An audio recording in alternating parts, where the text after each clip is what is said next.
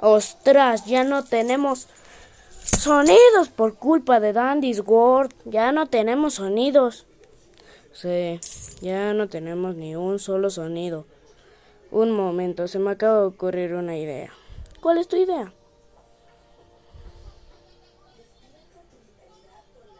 ¿Ves a ese? Que es del fandom de Dandy's World. Ahí tiene la etiqueta que es del fandom de Dandy's World.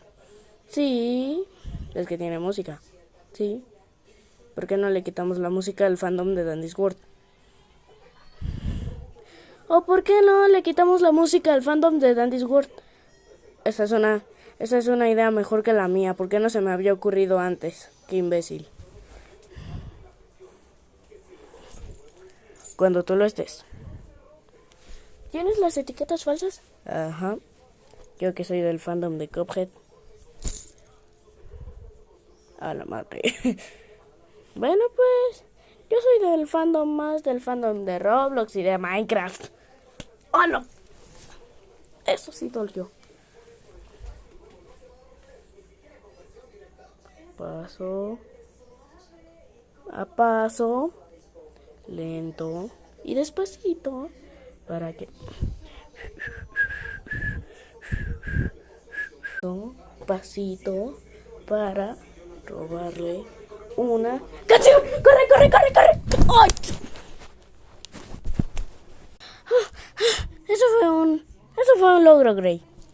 Sí, oye, pero esta es la de Roll or Die. Necesitamos las demás canciones. Ya sé por cuál ir. ¿Por cuál? La de 489. Ay, no manches.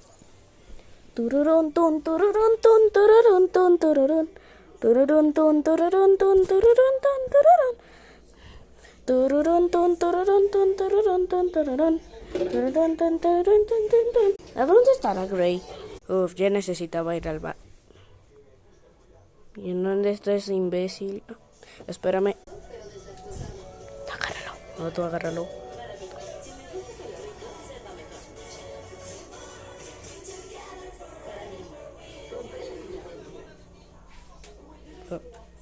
¡Huepa! Eso. Y ahora solo se lo cambiamos por este con el mismo y la jugamos. ¿Sí? Ya tenemos dos de infinitas canciones. Continuará.